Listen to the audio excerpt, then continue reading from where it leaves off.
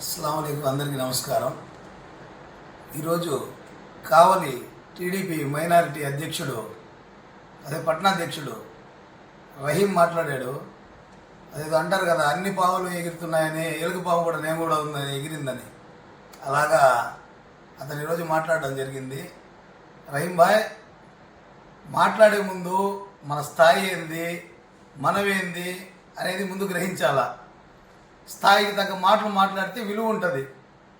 ఇప్పుడు నువ్వు మాట్లాడావు, నీ స్థాయికి నువ్వు టోపీ పెట్టుకొని జుబ్బా వేసుకొని క్వార్టర్లు ఫుల్లు మాట్లాడుతున్నావు అంటే దాంట్లో నీకు అలవాటు ఉందో లేదో నాకైతే తెలియదు, అది నీకే తెలియాలా. క్వార్టర్లు ఫుల్లు హాఫ్లు మాట్లాడే స్థాయి నీది కాదు. ఇప్పుడు నమాజీ అంటే పద్ధతిగా ఉండాలా. ఆల్కహాల్ గురించి మాట్లాడడానికి నీకు అవసరం ఏముంది? మాట్లాడేటప్పుడు దానికి ఒక పద్ధతి ఉంటుంది. సబ్జెక్ట్ మాట్లాడు. నువ్వు రాజకీయంగా ఎదుర్కోవడం వేరు, వ్యక్తిగతంగా మాట్లాడడం వేరు. వ్యక్తిగతంగా మాట్లాడితే చాలా మాట్లాడాల్సి వస్తుంది. నువ్వు మందు తాగుతున్నా, మందు క్వార్టర్లు హాఫ్లు అది అంటున్నావే, రా నేను తీసుకెళ్తా మా నాయకుడి ఇంటికి, ఇల్లు మొత్తం తిప్పుతా నిన్ను. ఒక్క క్వార్టర్ కనబడితే అప్పుడు మన ఇద్దరు తెలుసుకుందాం. అదే నీ నాయకుడి ఇంటికి నన్ను తీసుకెళ్ళగలవా? ఏదో ఒళ్ళు ఉందిలే బలిచామని చెప్పి, నోరుంది కదా అని చెప్పి పడిపోతే ఎట్టా, నోటికి వచ్చింది వారుగా వేసాం, కింద నుంచి వచ్చేది ఇది చేసామని. పద్ధతి అనేది పాడు అనేది ఒకటి ఉంటుంది. తర్వాత ఏదో పిచ్చి కుక్క అది ఇది అన్నావు. విశ్వాసం లేని కుక్క అంటే ఎవరో తెలుసా నీకా? ఏదైతే నువ్వు అది నీ మనస్సాక్షికి తెలియాలా. డబ్బులు ఎంత తీసుకున్నావు, ఎంత రిటర్న్ ఇచ్చావు, ఎవరు ఒత్తిడి చేసావు, ఎవరు ఒత్తిడి చేస్తే నువ్వు తెచ్చిచ్చావు డబ్బులు రిటర్న్ అనేది నీకే తెలుసు. ఇప్పుడు కూడా గౌరవంగానే మాట్లాడుతున్నాను నేను రహీం భాయ్ అని. ఆ విలువ పోగొట్టుకోకూడదు. డ్యాన్సులు వేస్తావు జెండా చెట్టు దగ్గర గంధానికి వచ్చి, ఆ గడ్డ టోపీలు పెట్టుకుని డ్యాన్స్ వేస్తున్నావు. నువ్వు పద్ధతుల గురించి మాట్లాడతావు. ఇల్లు ముట్టడిస్తావా? ప్రతాప్ రెడ్డి ఇల్లు. ప్రతాప్ రెడ్డి అంటే ఏంటో తెలుసా నీగా? అక్కడికి వెళ్ళి గేటు బయట నిలబడి, పిలిచేదాకా నిలబడి, అద్దాల్లో చూసి లేదు సీసీ కెమెరాలో చూసి వాడి తరివేయండి అంటే పంపించేస్తాం మీ నాయకుడి కాడ. మా నాయకుడి కాడ అదిలే, నేరుగా వచ్చి హాల్లో కూర్చుంటాం.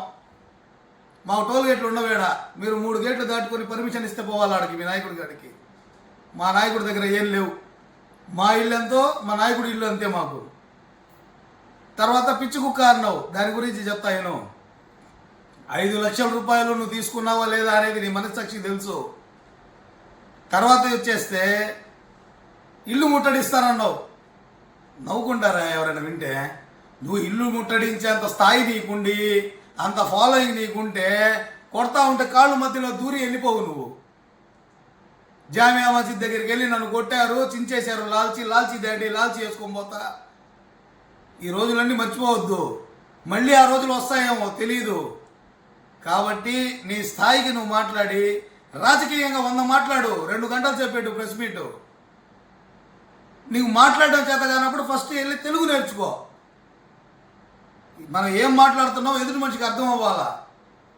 ఏదంటే అది మాట్లాడుకుంటా పోతే చాలా మాట్లాడాల్సి వస్తుంది. కాబట్టి వ్యక్తిగత అవసరం లేదు. నువ్వు రాజకీయంగా మాట్లాడాలా. రాజకీయ పదవిలో ఉండవు, పట్టణాధ్యక్షుడిగా ఉండవు. ఆ గౌరవం కాపాడుకొని రహీం భాయ్ నీకే ఆ గౌరవం కాపాడుకో. ఇప్పుడు నా నాయకుడిని, అలవాటు లేని నాయకుడిని ఒక మాట అన్నావు. అలవాటు లేని అంటే 100 మాట్లాడతారు. ఇంకా ఇప్పుడు ఆయనకు అలవాటు లేదు కాబట్టి మేము ధైర్యంగా చెప్తాం, రా ఇప్పుడు రా, నువ్వు ఎప్పుడైనా రా, ముట్టడిస్తా అన్నావు కదా, నీతో పాటు నేను కూడా వస్తాను. నువ్వు ఎంత మాత్రం ముట్టడిస్తావో చూస్తా. ముట్టడిస్తావో, మూటలు తీసుకెళ్తావో ఎవడికి తెలియదు. నువ్వు మూటలు తీసుకెళ్ళేది చేసేది అంతా. మా దగ్గర ఎవరు అట్లాంటి లేరు.